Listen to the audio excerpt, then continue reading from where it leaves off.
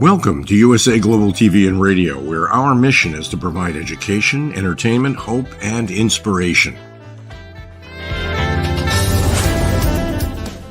USA Global TV and Radio connects you with experts and audiences all around the world every single day to help you succeed in business and to live a richer life.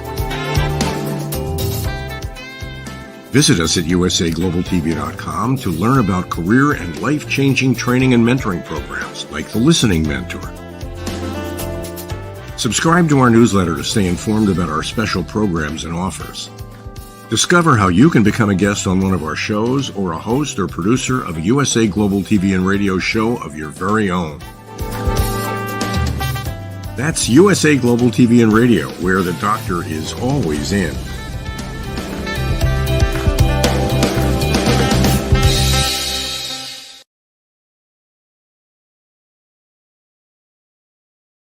Hello, everyone. Welcome. Hopefully it's welcome back to USA Global TV and Radio, where we provide world-class education, entertainment, hope, and inspiration. I'm Dr. Jacqueline Kerbeck, and our show today is The Power of Etiquette and Manners, sponsored by the British School of Excellence and founder, Mr. Philip Sykes. Let's welcome him to the show, as today we are discussing etiquette and manners at a conference. Welcome. Hello. Hello. How are you? Super excited. It's Friday. Yay. Absolutely. Lovely to see you, Dr. Jacqueline. You look fantastic in red. Thank you very much, Philip. You look fantastic as well. And you've been literally all over the world. I'm having a hard time keeping up with you. Tell us where you've been and what you've been doing. Thank you. Yeah, a few weeks ago, as some of the viewers may know, we were in South Africa delivering some coaching and training and doing Train the Trainer, the first live one we've done since March 2020, which was a great success and a joy, and nice to be in a warm climate as well. And from there, I got back, started another online Zoom Train the Trainer, and then I was flown off to Barcelona to work with a prestigious brand called Montclair, and did a full day's conference with them on the power of etiquette and manners, and really focusing on a bit of EQ and understanding. It was a bit of a generic touching different elements of etiquette, manners, and emotional intelligence and customer excellence and mindset. And then back to the UK, and gee, it's just been a whirlwind tour for the last couple of months, actually. And you say you can't keep up with me. I don't think I can keep up with me myself.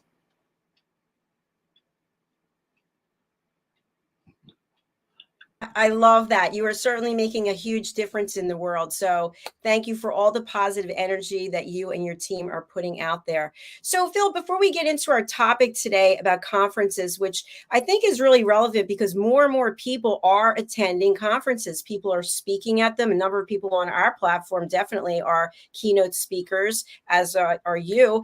And people seemingly forget that there are some manners and some protocols that they should follow. But tell us about the British School of Excellence and the value that your cohorts and the graduates are gaining by going to your school and taking your courses. Yeah, it's a real privilege to be in a position that we're in the sense that we work with the most spectacular people from all over the world and all ages. And our vision and focus is building confidence, changing lives. That is one of our strap lines. And the other line is live, learn, teach, inspire. Taking people who are a little bit more mature, who've lived a lot, they've learned a lot, they want to go into coaching and training, and they want to inspire people to put their best foot forward. And that's what we do as an organization. All our material is focused on instilling these great words of etiquette and manners and emotional intelligence. And under those three sort of titles, it's like tentacles of even more legs than an octopus. It really is, because every aspect of our lives is how do we show up, how do we put our best foot forward, and how do we make other people feel. Are we consistent in our behavior, and are we making a difference to ourselves and then as a result in this world? And as an organization, we really do make it our business to give you these quintessential tools. I always use, it's very much H to H, human to human, and one size fits one size does not fit all. And this is what we really take a huge amount of time, effort, and energy in focusing with laser sharp focus on each individual, and making a difference in the approach that how we deliver the coaching and training to that particular person or to that particular group. And the success rate is phenomenal. It's actually brilliant what it is that you're doing there, and the key learnings that you're instilling into each and every person who comes through your doors. I'd love to talk about conferences. As I mentioned, you are a keynote speaker. And one of the things I think that was kind of eye-opening for me is that in some cases, as a speaker, it's a paid position, and in other cases, it's a barter or trade. And then in some cases, you actually, not you, I'm saying in general, a person actually has to pay to be a keynote speaker. So is there any etiquette and manners in being a speaker? Most definitely. Like everything, you've got to show great respect for your audience. You've got to be able to learn to connect quickly with your audience. You've got to be able to come on there giving off confidence, even though you might have butterflies in your stomach or someone even breakdancing inside there feels like it. You've got to find tools on how you can work through your nerves and turn those nerves into giving you the adrenaline to perform and to show put your best foot forward. As a speaker, there's no not even a gap, not a small gap, to let the audience know that you might have had a bad night's sleep, or you're feeling a bit ill, or your throat is sore. You've got to show up for the audience, and that is the part you've committed to. And one of the big for me, one of the biggest things along this, apart from the etiquette and manners surrounding this, is preparation and practice. You owe it to yourself, but you owe it to the people who are giving up their time to come and listen to you, because time is one of our, along with health, is the most beautiful gift we have in this world, and time doesn't do refunds. So if you haven't prepared and practiced and really given all your energy on that stage or wherever you might be speaking from, you're letting yourself down, but more so you're letting the people in the room down. There's a lot to think about when it comes to engaging with people. One of the other areas that's fundamental, which Dr. Ivan Meisner, who set up BNI, the Business Network International, when we had our Live, Learn, Teach, and Inspire program it was last year already. And one of the things he absolutely shared with us, that his team had to give him some tools and guidance on his body language. And he would be a big finger pointer and that sort of thing. And he was going to a country where finger pointing is just absolutely out. And I would suggest finger pointing should be vetoed wherever you go. You use a beautiful open hand and a gesture. And so you've got to polish your body language. You've got to polish the way you walk on stage. There's so many aspects to becoming a great presenter from the front of the room. I love that saying you just said, time doesn't give refunds, right? That's amazing. It's so true. So true. The time Thank bank. you. The time bank won't give you any refunds, even if you pray and ask for it. This moment's gone. This moment's gone. And it is. We get 86,400 seconds given to us every day. Everyone gets the same amount of time. How you choose to use your time is completely up to you. So there's a whole scenario that revolves around that. And when you're late for someone, or when you mess people around in a venue or something, don't waste their time, because it's as close to as theft as you will ever get. Thank you for sharing that. Absolutely. Philip, just to go back to what you were sharing, you are the speaker, you're there, you know your subject, you feel confident in what it is you're presenting, and there's some people in the audience who are being disrespectful to the speaker. Maybe they're heckling, they're yelling things out. Do you address it? Do you acknowledge it? Do you say, gentlemen in the third row, you see, how do you handle that? Initially, I would just do a generic please. If everyone out there could just take the time and honor me or whoever it is speaking, I'd really appreciate that, because we all need an opportunity and a chance. Sometimes there could be nerves coming through, or you as the audience don't appreciate how hard it is to stand up on a stage in front of people. Remember, a speaker is always thinking, I'm going to mess up, or if I do. But what's lovely about practicing and preparing is that your audience doesn't know your speech word for word. So if you happen to lose your way a bit and bring it back on board, they're not going to know any different. It's just when you as a speaker are not professional enough. And no one should ever heckle or belittle anybody in life in general, but unfortunately people do. But coming back to your original question, it is something where you literally do a generic please. I've got half an hour with you. I'd really appreciate it if you could just focus and be calm and quiet and not disruptive. Everyone is here to benefit. And if it continues, then you can start to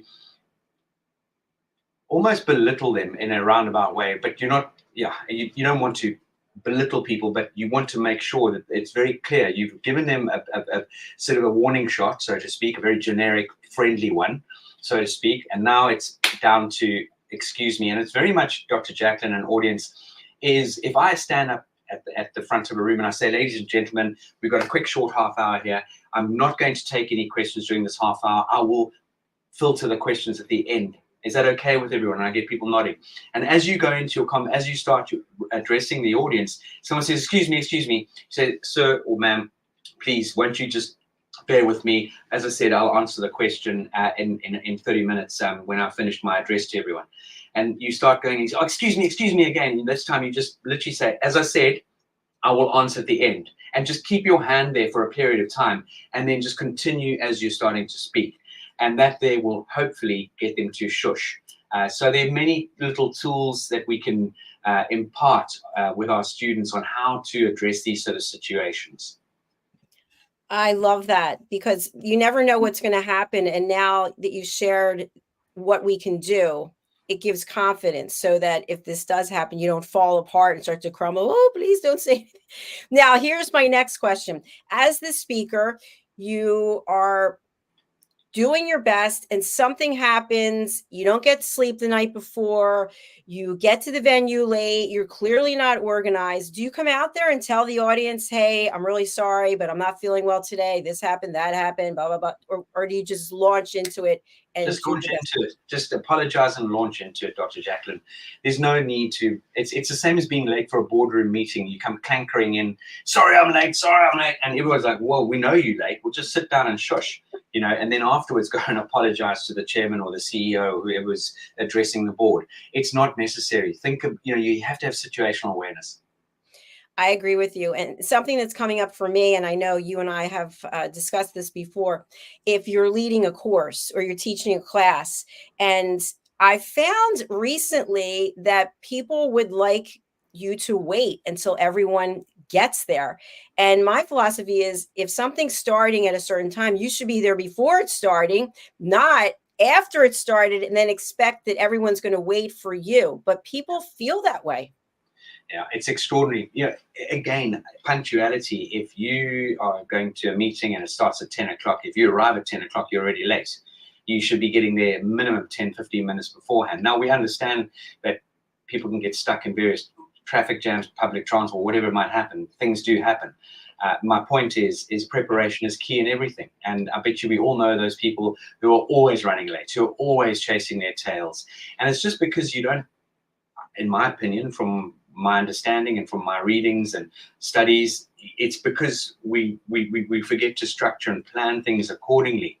And when we do that, the likelihood of you continuously being late is going to start to diminish. And it's something that I truly believe we all can make an effort to change, that bad habit of turning up late or being late or rushing around like a headless chicken. I love the analogies you're coming up with today. They're excellent. And something else that you said I think is really important. If you are late, we're talking about conferences today, but for whatever it is that you're late, you simply apologize and drop it. I don't understand why people go into a long dissertation about why they're late. No one cares. Now you're disrupting. You already are late. You came in, you're making a big show of the fact that you're late, and now you're taking up people's time, which is also not right, not fair.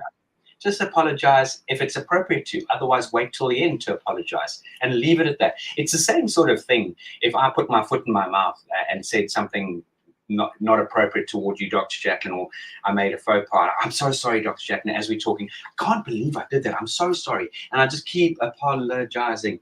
It doesn't help. Just say, I'm really sorry for putting my foot in my mouth there. It didn't come out the right way, and move on. Absolutely. And sometimes I've seen this where it becomes a passive aggressive thing, that someone says something demeaning to someone else. And then as they're explaining why it is that they did that, they end up putting it on the other person. Yeah. Well, I wouldn't have said something like that if you didn't do X, Y, and Z. And now all of a sudden you are the problem instead of the person who made the statement to begin with. Yeah, but that's not the way to apologize. You have to apologize, and you can't ever go down the route of saying, I'm apologizing, however you started. That's not going to go down well at all. It's not an apology at all. Exactly. So thank you for that quick diversion. So let's go back to conferences. And we were talking about the speaker, the presenter. What about when you finished delivering your content? Do you then try to solicit feedback from people? Hey, I'm finished now. I'd love to know what you're thinking. Anybody want to raise their hand, or how do you handle that? Are you sorry, am I correct in understanding that let's say I've been speaking at the conference and now I'm engaging with my audience. Is that correct? Yes. And you want to know from the audience right there on stage how you did. That's also, I think, in the right sort of situation, you can absolutely do that, especially in what we would call a more sort of nurturing environment, an environment that you may know most of the people in the audience or all of them, and you can get some really good feedback from people and some good questions from them, which will then give you the confidence to be able to answer questions clearly, consciously, precisely. And remember, in this journey, we do not want to start talking in highfalutin Swahili or highfalutin whatever language. You keep your answers very, very clear and to the point, so much so that a youngster could understand your answer. Again, having said that, if it's specific to a specific industry, as in the pharmaceutical industry, for example, as in doctors, there will be big words that come out, which is specific to that industry. And hopefully everyone in the room is understanding your answer or the message you're getting across. Fantastic. Thank you. One more question in reference to the speakers. So let's say you're introduced by someone, you get up, you give your presentation. Can you then start promoting yourself and things that you've done, maybe packages that you offer, books that you've written, events that you're going to be hosting, or is that something that really is taboo? For me, a great question. I'm going to answer that in two ways, if I may. And one of the ways is if you are endorsing yourself, as in when people sit in a room, whether you're coaching them or training them or you're delivering a keynote speech, people firstly these are unanswered questions. They're going to think, well, who are you? What do you know, and why should I listen to you? What's in it for me as the listener, basically? And when you take that on board in that light as a speaker, you've really got to prepare yourself to be able to address those unanswered questions. That is for sure. And in our courses, we actually have a a section in Train the Trainer, which is very powerful on presentation skills. We deliver that. It's a big part of our Train the Trainer. And with that specific scenario, when it comes to presentation skills, we really talk about ethos, pathos, and pathos. I'm trying to think of the other one. Oh, come on, Dr. Jacqueline, I need a little ethos, pathos, and not kudos. It'll come to me. But my point is that we have the opportunity. We call it the speaker's triangle, and we really give people the audience. So it's ethos, pathos, and logos. So the message is logos is the message. In other words, it's a term for logic in Greek, but it's also been made to represent the facts and the research and what proof or evidence. If you're making a statement or you're claiming something. So logos is something to convince the audience that what they're hearing or seeing is either well researched, well built, or otherwise worth their time. Then the pathos side of things is very much focusing on, we need to bring emotion. So it needs to be taking into account how we're going to make the audience feel or what the experience is going to be. In other words, the appeal of pathos makes the person either feel excited, they're going to feel sad, angry, they're going to feel motivated, jealous, or any other sort of number of emotions that may sort of persuade them to act based on what you say. So going back to your original question, if it's appropriate and you are promoting a certain scenario or yourself or product, very much you've got to bring that emotion, but it's got to be genuine, it's got to be authentic. And then on the ethos side of things, this is ethics, as you can imagine, that Greek word for the term ethics, but it's also to represent credibility of the person addressing the audience and making the communication, as in the speaker. The ethos very much establishes your message through a variety of factors, which would include status, awareness, your professionalism, the way you present yourself, it could even be celebrity endorsement and research. For example, Harvard University or Deloitte has recently written a report that 84% of organizations globally now are looking to make sure that their candidates have the right etiquette, manners, and emotional intelligence. So you've got to build your ethos to make your audience trust what you're saying. And this is absolutely crucial. I'm so glad that you shared that. That was new information for me. So thank you. And hopefully the audience is getting some new information as well. Speaking of the audience, more and more, at least the last conferences I attended, which were before 2020, people had their computers, they've got their phones.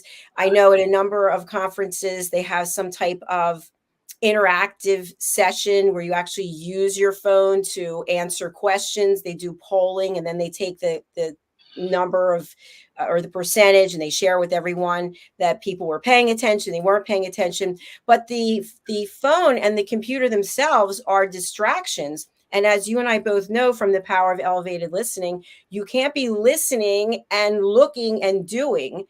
Even writing notes, you're missing some of what the presenter is saying. So what is etiquette and manners in terms of digital electronics that you have with you while you are at a conference listening to a speech?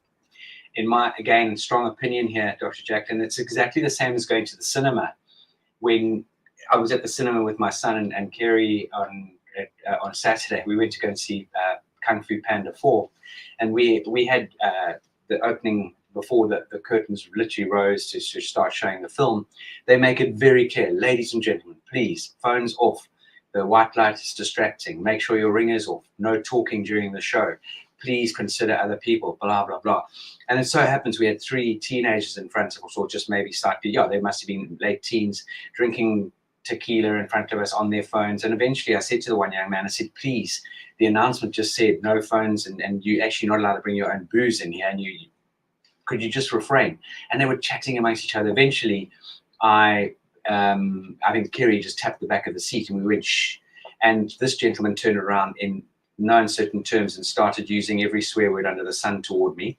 I just stood up. I wasn't going to intervene, and I went and called security, and they were politely removed. But this, I know it's a bit of a story, but going back to conferences, there's no need to have your phone on, put it on flight mode and put it out of sight, because that in itself is going to distract other people in the audience. If you've got it on your lap and you keep fiddling with it, looking at it, it's disrespectful to the person addressing everyone. And people have become so addicted to their devices. It's actually a pandemic we're facing with the addiction to digital devices, and it doesn't serve you, and it's disrespectful. I agree with you, definitely. And I just want to share a personal story, which I've already shared before here, and I've shared it with you, but I think it warrants repeating. I wasn't at a conference, but I was at a sales meeting, and my boss and I were pitching to the executive team, and it was a big opportunity, $5 million. And the decision makers were all at the boardroom table. And I stood up to present, and the three of them in front of me were on their phones. And I just stood there, and I could feel the sweat dripping down my back because I felt really nervous, because I know the other people are looking at me like, why isn't she starting?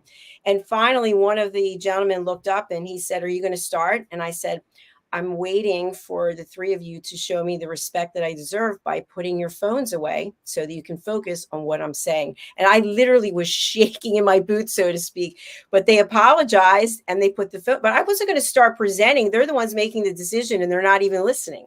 So it's, to your point, you have to call people out at times, because we all deserve that respect to be listened to, because otherwise, what's the point of being there? Absolutely. When you hit the nail on the head, and congratulations, or well done for doing that, because a lot of people wouldn't have had the courage to do that. And you're right. You've got to step out of your comfort zone and let people understand or know that that's not okay. It's not okay. But again, you weren't shouting or aggressive. You just put it in perspective, and hopefully, the deal came through because they ended up showing huge respect for you, and the fact they respected the fact that you said, "I'm not going to continue until you gentlemen are engaging with me and fully present." Absolutely. Well, we continued our negotiations for several weeks, and then they decided not to go with us because we were more expensive. But They lost out. They did.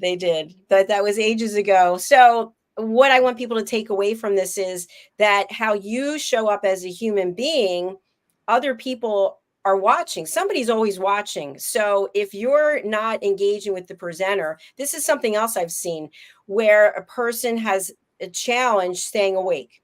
So they get up and they start walking, they start pacing in the back of the conference area. What about that? Yeah, again, it's going to disrupt a lot of people. Now, a two-pronged approach. If it's a room where the whole conference is dark and the speaker is pretty much literally under the spotlight, you're not really, as a speaker, going to see a lot of the time. Depends how big the conference room is. See all the way to the back. It's not appropriate to get up and start moving around when there's someone speaking. Again, I know people might push back and say, "Yeah, but what if it's a large stadium?" That's completely different. We're talking about an intimate conference, and a conference can obviously expand to couple of thousands of people. I don't think that would make much difference if someone is. Yeah, I've been fortunate to speak on various stages, and one of them was in LA many years ago, and it was 3,000 people in the room. And quite frankly, I was very much engaged with my audience. And it didn't really bother me, people coming in and out of the doors. It didn't. I was so in the zone and focused, and I wasn't going to let something like that trip me up or disrupt my presentation and delivery. So again, as a speaker, as someone delivering, you've also got to prepare yourself that there will be interruptions, and you've just got to run and go with the flow. The worst interruption is when they interrupt you verbally and they start heckling. That's when you can put the fire out. But if someone needs to get up and go and stretch, just let them do so. Or let them fall asleep in their seat. Thank you, Philip. And this one, I can't even believe I'm bringing it up, but I've seen it so many times where people are having private conversations during the presentation. And they think because they're whispering that no one can hear them, but you can hear them. Absolutely. It's just, again, it's completely out. That should be ruled out. And again, as a speaker, I'd say, please, ladies and gentlemen, appreciate it if you keep your conversations to the end, your own conversations to the end of my delivery, and keep it generic. And until someone continues, you say, excuse me, sir or ma'am, I've asked once already. It's very impolite, and let them know that, hey, that's not. I'm not going to accept your behavior in my domain while I've got the time to address you. Absolutely. Now, the conference, the presentation is over for this particular time period, and it's time to eat. It's time for lunch. And many times at a conference, they have a buffet where people are lining up. And I've seen this, people start taking extra things that are packaged and they're putting them in their bag, taking them, or people are taking huge heapings of food. What are your thoughts about that? Because people will say, well, I paid for it. I can take as much as I want. Yeah. Well, with all due respect, unless you're on the complete bread line, I think it's inappropriate on all levels. Even if you were on the bread line, that's hugely bad-mannered to do that, and just it's a no-no. 100%. It really is. It gets my goat, so to speak, when people pile their plates up sky high and they sit down, they have a couple of mouthfuls, and they think, I've had enough of this, and they go and get another plate of something else. A, that's food wastage, and B, they're eating with their eyes. There's a lot of greed going on, and it's just inappropriate. At a conference, and my guidance here, which may come across as obvious, but a lot of the time obvious doesn't jump out to a lot of people, is to take small portions, have a couple of small things, a small few portions on your plate, complete the meal, and then go back and get something further to snack on. And you don't need to be hustling food into your bag. Maybe the odd bottle of water if you're going back into the conference, that would be obviously, I think, acceptable, but it's bordering on theft. Yes, definitely. It's something to really take notice of. Just take what you can eat and then eat what you've taken. Now, I've seen this happen also. People get a plate of food and maybe their cohorts are sitting together at a table and there's no more room, or their friends are together. And then they're literally walking around looking for some place to sit. They finally sit down, and then the other people act like they're not at the table. They even say, hello, my name is, and they're getting that cold shoulder. So you are still at a networking event every time you're at a conference. Isn't that correct? You should jump at the opportunity if someone new joins you at your table, and introduce yourself with warmth and a smile, and connect with them, engage with them, because you just never know who you could be meeting and how that person might make a huge impact on your life, or vice versa. It really is fundamental. Get out of the narrow-minded mindset and be broad-minded, and having a what can I learn from this individual that's just joined the table attitude. It is so key. And making someone feel comfortable is truly an honor and a gift. And you Yes. never know where that's going to go, because you never know who's connected to whom. And you and I know, because we've talked about this many times, but when you're networking, it's about giving value. It's not about taking or asking. And I think many times people will attend a conference not just for whatever the topic is or who the speakers are, but they're looking for opportunities to network with others. And as you mentioned before, we've had people on this platform talking about networking. What are some tips that you can give when it comes to networking etiquette?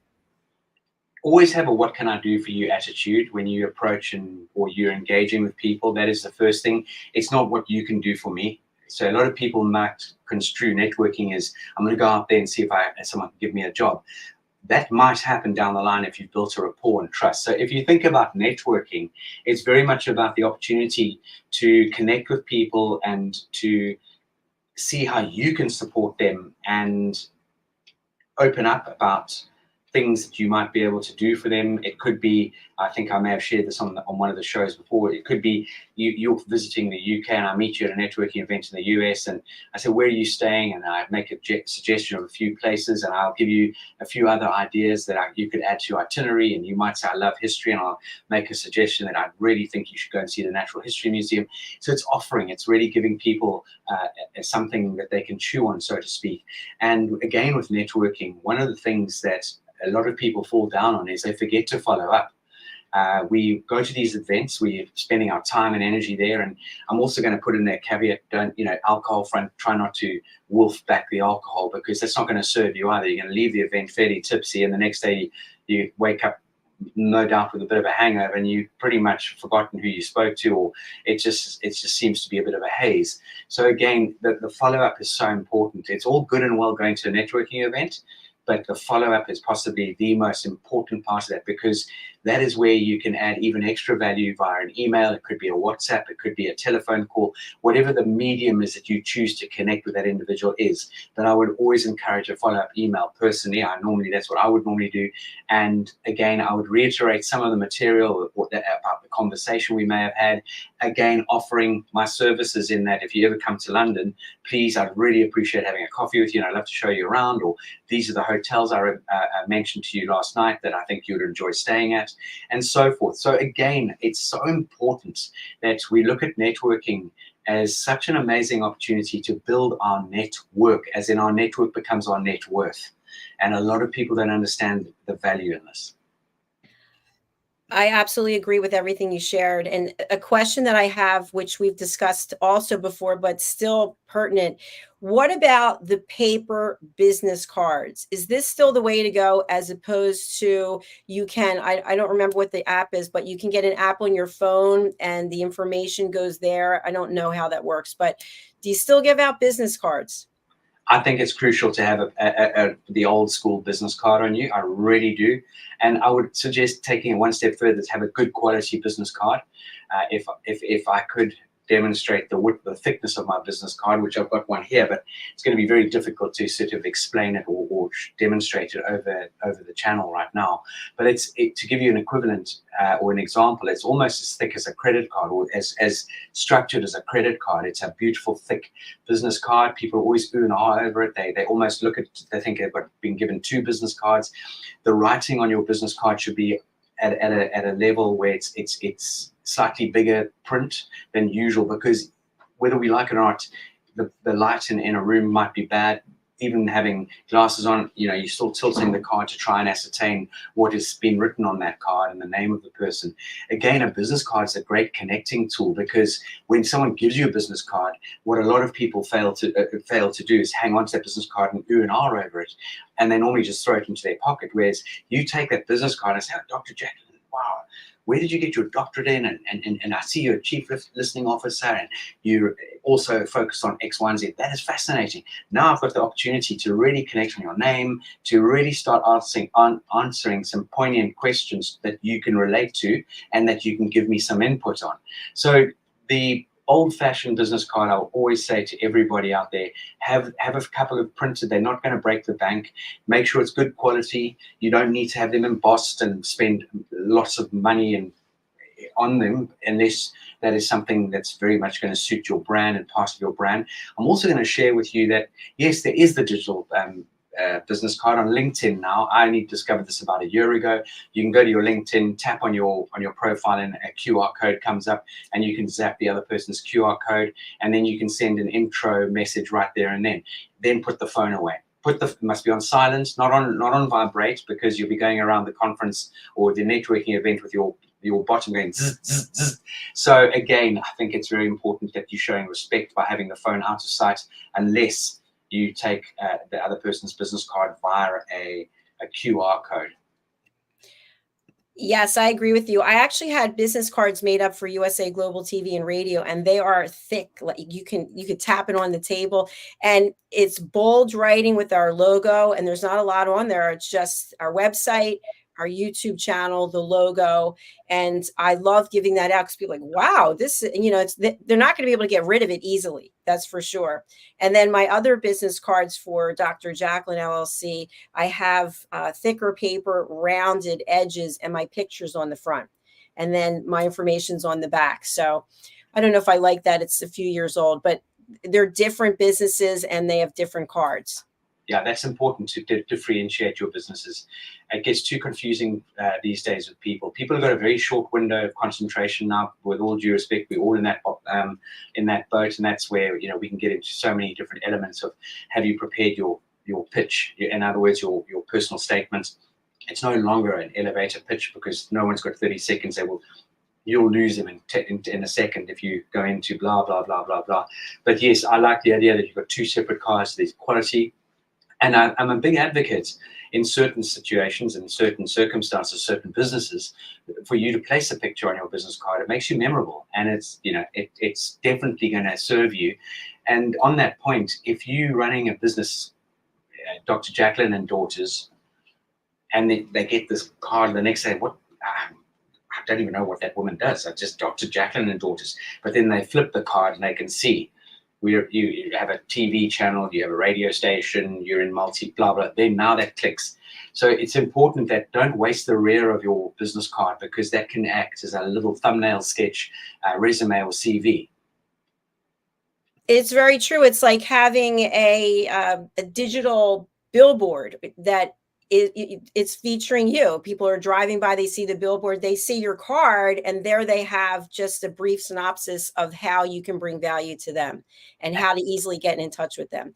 100%. So Philip, I want people to be able to reach out to you, and you've got a number of ways that you're bringing value and helping people. Tell our audience, especially our new viewers on Roku Worldwide and Amazon Fire, and all of our loyal viewers. We've got some people on Instagram as well. Please let us know, what do you offer at the British School of Excellence, and who would find value in what you offer? Thank you. The school is very focused on the base and the foundation being etiquette and manners and emotional intelligence. Leveraging off that, we work with children from the age of 6. We have an amazing program called Etiquette. We are about to launch a few new teenage programs. At the moment, we've got mindset and confidence, mindset and money, mindset and resilience, and mindset and mapping for teenagers, as well as the polished student and the polished graduate. We then go into our senior courses under the etiquette training there. Dr. Jacqueline, you'll see we do the polished professional for adults, and whatever age, but it's generally for adults. We do the train the trainer. It's an amazing program where people who want to enter into our sector, in our industry, they can come on a 5-day intense program where we will support them thereafter, and that does certify you. Again, we were the first organization in our sector to ever become accredited by awarding bodies, so we've gone through a rigorous vetting process, not by one but by 4 bodies, four individual bodies, and that just shows that we are very serious, and we have the platform and the credibility behind us. We can do one-on-one programs, we can do classes. It's very, very flexible. We are very adaptable to people's wants, needs, and desires. As I mentioned, Montclair, for example, focusing on the customer excellence, the attention to detail. We work with the Four Seasons Hotel. We work with Alfred Dunhill. We work with beautiful brands out there, as well as schools, universities. So it's a very wide reach, and everything we offer and deliver is for everybody out there. It doesn't matter where you come from in the world. The material we deliver is very focused on helping you build your confidence and learning to put your best foot forward. And that is what this is about. It's not about airs and graces. It's not about a list of do's and don'ts. This is a true lifestyle choice. This is something we are fastidious and passionate about when it comes to helping people grow and succeed. And for those who were watching the screen, we were displaying your website, thebritishschoolofexcellence.com, and you have a big event coming up. What is it, and how can people participate? Well, firstly, we've got Train the Trainer live here in London, and that's taking place the second week of June. And we would love you to come and join us in London. It's a huge experience. We've got a wonderful itinerary lined up for those 5 intense days. And the week off the back of that is we have what we call the London Experience, which I believe may not even have any spaces left, but people are very, very welcome to look on our website, sign up for the following year. It is a real treat and an in-depth experience into London, and we've got some hidden gems in there that, with all due respect, the average person would never discover or even get a look in on. And it's come from years of building relationships and engaging with people who have opened the door for us in so many wonderful ways. The other thing we're going to be launching our Live, Learn, Teach, Inspire this month. I believe it's the middle of the month. I've got the most wonderful guest who is an ex-South African but been living in America for many, many years. He has an incredible story to tell. He's a motivator. He's spoken on some of the biggest world stages. He has traveled the world changing people's lives and changing company cultures. He is just fascinating. His name is David Fabricius. Marketing material will be going out on the different channels very shortly, and I would love all of you out there and share, let people know what we're doing as an organization, and we would love to have that opportunity to connect with anyone out there who would like to just even inquire about what we could do to help them and support them. Congratulations. So, by the way, the website looks phenomenal. And as we've mentioned, every time you have a graduate from your program come onto this show, what they've accomplished, what they are accomplishing, what they continue to accomplish is just world class. So for anyone out there who's watching on the live or the replay, please do reach out to Philip. We have Philip's information here. You've got the website. You've also got the email address. You've got the WhatsApp phone number. Philip, which of these is the best way to get in touch with you? Your email address? Email is hello@thebritishschoolofexcellence.com, or we have WhatsApp buttons on our website. So we love engaging that human to human. And while we're on this, this is a beautiful book called My Etiquette and I, and this is written by Etienne Akapasong, who's based out of Nigeria. She did our the trainer program many years ago. She then did very kindly ask me to write the foreword of the book, and then this book arrived beautifully packaged many years ago, and I had the privilege of writing the foreword in here. Not only that, has this young lady she's gone on to set up the Etiquette Africa Institute, and they've just held a 2-day conference in Africa, bringing African leaders from different parts of Africa together over the last 2 days. And I was very graciously awarded an award for my contribution to civility through Africa, and it's a great honor to have accepted that. But it just goes to show that the people that walk through this door are serious about making a difference. We'll give you those tools in order to help you on your journey, and we will support you right through that journey. Please do reach out to Philip. I can personally advocate for him and for his team. They are world-class, exceptional at what they do. And Philip's a great person, by the way. He's a friend, and I really love working with him and our chat. So, Philip, thank you for taking the time. I know how busy you are, and I look forward to chatting with you over the weekend, hopefully, and then seeing you here next week. Wonderful. Have a fantastic rest of your day, Jacqueline. And I look forward to hopefully getting a word in this weekend. It would be lovely. Fantastic. All right, I'll be in touch. Take care. Bye-bye. Bye. Thank you, everyone, for watching, for listening, for being here. I personally really do appreciate you. As we continue to grow our platform, we are now also on Zizzle TV, which Zizzle TV celebrates ethnicity. And if you have a Roku TV or an Amazon Fire TV, you can look for USA Global TV. You can download our app. You can also look for Zizzle TV. You can download their app. We're also on E360 TV. You can download their app. So we are many places as we continue to expand, because our goal is to reach as many people across the world as possible, because we're sharing education. That is our primary mission. So if you go to our website, usaglobaltv.com, you'll see we have about 40 some different shows, and you can watch the shows in the archives on YouTube, or you can also watch our shows live, as you are right now if you are watching live. So thank you again for being here. We'll be back with our next show, and let's take a look and a listen to Philip and the Polished Professional. USA Global TV and Radio proudly presents our partner and sponsor, Mr. Philip Sykes and the British School of Excellence. Building confidence, changing lives. And now, proudly presenting the Polished Professional. On a transformative journey with the British School of Excellence's comprehensive suite of masterclasses, crafted to elevate your professional and personal life. 8 outstanding modules will elevate you to the next level. Module 1, Exploring Life's Purpose, delves into the depths of self-discovery, guiding you to chart your unique path to fulfillment and success. Module 2, Mastering Professional Presence and Confidence. This masterclass is a deep dive into the art of self-assurance and commanding presence, which is essential for standing out in today's competitive landscape. Module 3, Learn the secrets of visual impact, how to curate a personal style that amplifies your professional brand. Module 4, Mastering Professional Etiquette and Communication Excellence. navigating the nuances of corporate interaction with grace and tact. Module 5, elegance in eloquence. We impart powerful techniques to captivate and persuade any audience with your oratory skills.